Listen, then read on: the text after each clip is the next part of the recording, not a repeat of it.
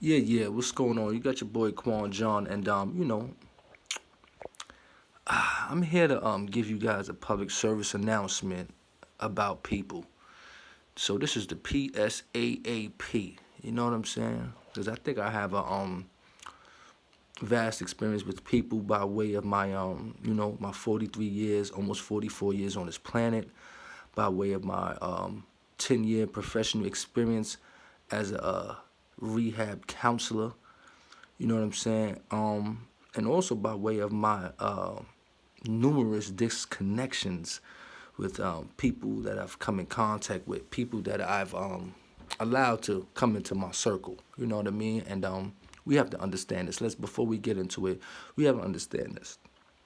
When you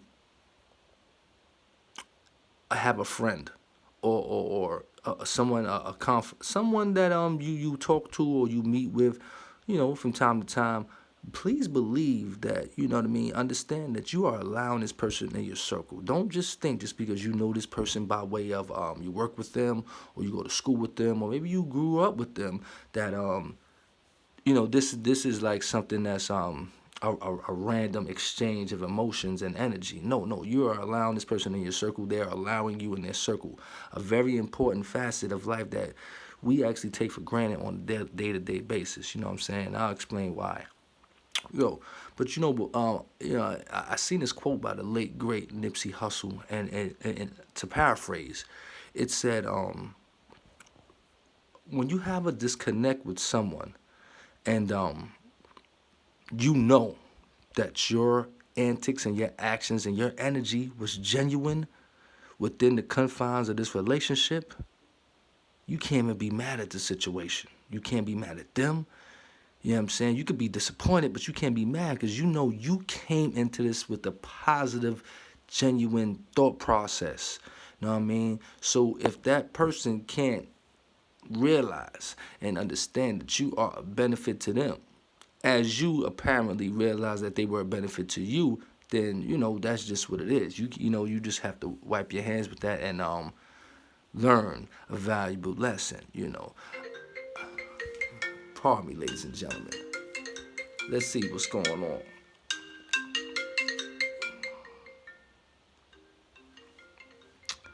I'll talk to them later. But check it out. So when you come in contact with somebody that now this is I've had a lot of good relationships. I've had a lot of.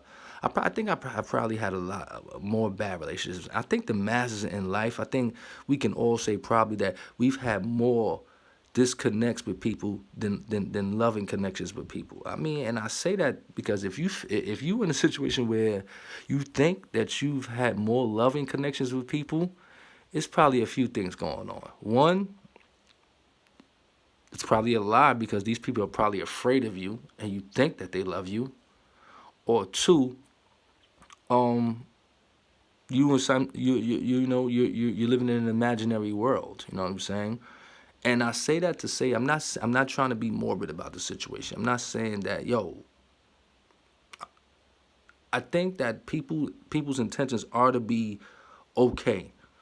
Most people. You know what I'm saying? We're not talking about insane people. We're not talking about demonic people. We're talking about most regular people. Their intentions are to be okay. But when they come to this crossroads of a discrepancy with another person, they got a few options. You know what I'm saying? It's because when I have this connection with someone, the first thing I say to myself, and I've said this on numerous outlets, what part, Quan John, did you play in the discrepancy? I can't look at you first. You know what I'm saying? Because if I look at you first, I'm only going to find fault. And if I find fault in you first, then that's it. You understand? That's like me coming to your backyard of your house and see that, oh, damn, it's kind of dirty over here before I even look at my backyard and say, damn, I need to clean up my trash in my backyard first before I comment on Joe Blow's backyard. You understand what I'm saying? So I've come in contact with quite a few people in my life that they don't have that skill set. You understand? I've come in contact with a lot of people in my life that they they're judgmental, and we are by nature very judgmental. However, it says in the Bible, and I'm not a big religious dude, but it does say in the Bible that judge someone as you would judge yourself. Meaning, there's nothing wrong with judging the next person as long as you have judged yourself first. Basically, as long as you've looked yourself in the eye first and say, "Damn." You know what I mean? And, I could fix those flaws, and then you can point out the flaws because now it makes your objective a little clearer.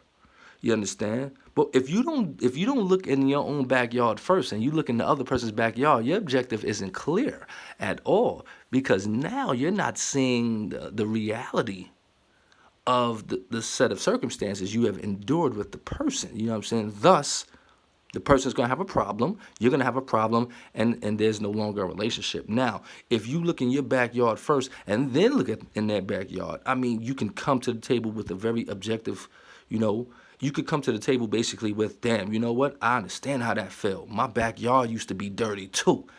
I want to help God and assist you with cleaning up your backyard.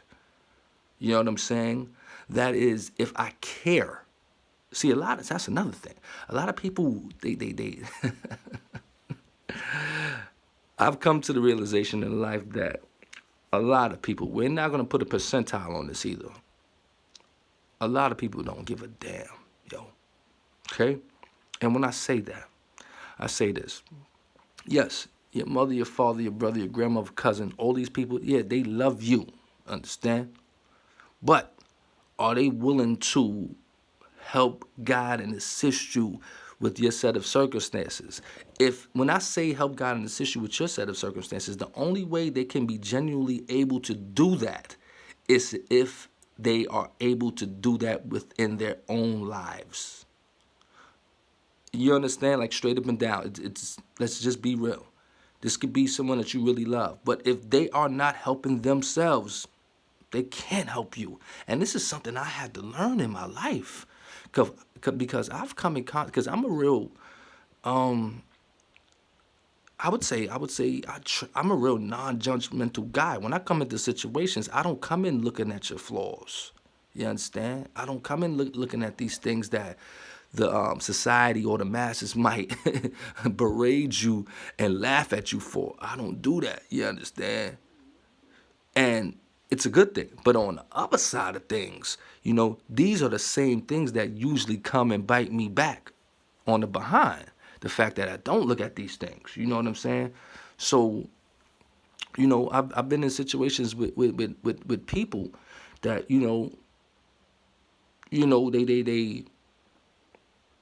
we might be in a discussion about somebody else, right? And they might be talking crazy about, not even crazy, they might be talking about their opinions on the person, right? You know what I mean? Which is fine. You know what I mean? But this same quote-unquote flaw that they are berating the person on, they have. So me being the man I am today, the man I've become today, will ask you, yo fam, what's up with your situation though?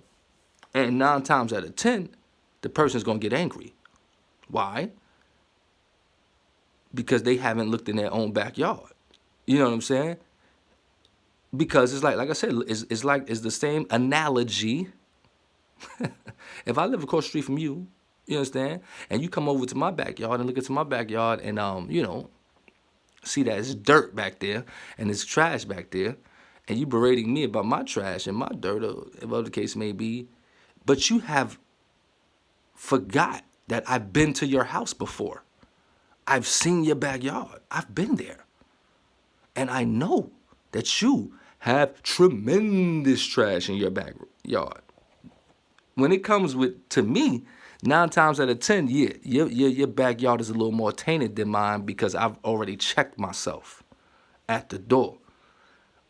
And I'm not one to talk about your backyard because I don't care about your backyard. Your backyard has really nothing to do with me. So for me to go and talk to another person about the trash in your backyard, it's meaningless. What am I getting out of that? People only do that 1, haven't looked in their own backyard, or 2, don't have a backyard to look in back of. They have no home. or they have no life. You understand? So when I think about the relationships that I've had with people, a lot of I take a lot of the blame and a lot of the fault as a grown man. I say, damn, you accepted this person into your life, into your circle. So now when they showed you exactly who they are, I can't even be mad at them because I accepted you into my circle. You know what I'm saying? And I'm the type of dude. I mean, I'll let you play yourself all day because, like I said, I'm so my self-esteem ain't not shot. My self-esteem, I'm not gonna say it's on 100 because no one's self-esteem is on 100. But I don't get offended easily. You understand? You know what I mean? For real. If you not if you're not affecting my children, my wife, my finances, it's really nothing you can do to me. Those three things right there. Or my health, of course. Or my health. But how can you affect my health unless I allow you to? That's something totally different. You know what I'm saying? If you're not affecting my children, my wife, or my finances, it's really nothing you can do to me. You can curse me out.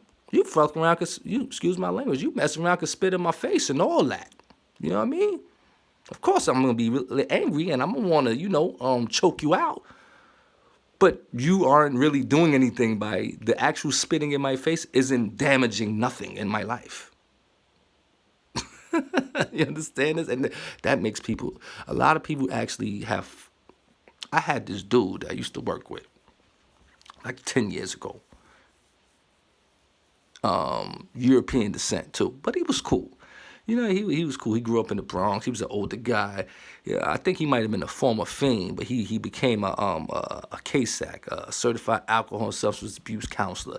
A lot of dudes that come home from jail, but that empower themselves and are rehabilitated, they become KSACs because this field doesn't discriminate against you. You know what I mean? So that me and him became okay. So after we became okay, I guess he seen my demeanor, and he used to throw like little side shots. You know what I'm saying? Little subtle shots. It wasn't really nothing personal. In the beginning, they were funny, to be honest with you. So after a year of me not retaliating, because there was no need to retaliate because he is not in the position of power. You know what I'm saying? You only retaliate when the person is in a position of power, I believe. You know what I'm saying? That's like if a 5-year-old come and step on your toe. What you gonna do? Knock the 5-year-old out? No, of course not. You know what I'm saying? You ain't gonna do that. And some might believe that it's their job. If it's my 5-year-old, yeah, it's my job to tell them, hey, this is not what you do because you might get hurt. But if this is a regular person in the street, I mean, it's not my job to raise you and tell you what's right and wrong. If you don't know, you'll find out one day. So long story short, after like a year, he was like, yo, I've been trying to offend you for a year. And I said, really? That's what you call offense? You've been trying to offend me for a year? That itself wasn't offensive to me. That was not. I said, damn. And after a while, he said, I'm pissed because I can't. And I said, that told me a lot about people. I'm like, damn, people probably been doing this my whole life. You know why? I placed myself on so high of a pedestal that it's really nothing you could do. You understand? But, be cool with me or not. You understand? Like it's you're not, because most people are offended really easily. You understand? You could say their breath stink. You could say, yo, I don't like them shoes. Oh, you know what? You did that wrong. People get offended. Me? For what? Because at the end of the day, who are you? You understand? Think about that. I give my wife this analogy. I give, let's say a woman, you outside, you walking down the block and you looking good. You got your new shoes on, you got your pocketbook. You know what I'm saying? I don't even know the jeans that people buy for $300. I don't even know that. But you got those jeans on and you looking good, and you got this bum chick on the corner. Bum. I ain't saying she's even a pauper, but she ain't on your level. And she's talking crazy. Look at you, look at that chick, she thinks she all that, For you to get angry at this woman, you're a fool. Most women say, what? Look at what? You talk about me? I'm looking good. Look at your bump. Why would you even do that? She's not on your level. She's supposed to not like you. She's supposed to be berating you. She's supposed to be spewing these verbal insults. It don't feel good, but this is what she's supposed to do. So you got to ask yourself, who's in the position of power, you or her? If you engage in confrontation with this pauper on the corner, you have relinquished your power. You understand? You are saying that, woo, I'm so brand new that how is anybody not liking me? Which that's totally not true. If you are doing good things in your life and you're putting in that good work, the majority is not going to like you. If you're not putting in that work, now, if you are doing things to save face and you doing things to make yourself look good, yeah, the majority is going to love you because they aspire you. You understand? I don't want people to aspire me because once you start aspiring me, I got to check myself. Oh, why do they aspire me? What's that all about? You know what I mean? With aspirations, sometimes comes envy. I'll say that one more time. Sometimes with aspirations comes envy. You might have your little man, you understand, that look up to you. You know, that might be the same dude that hold your kids and your wife hostage to open up the safe and all of that. For real, okay, it's for real. You know, so this PSAAP, public service announcement about people.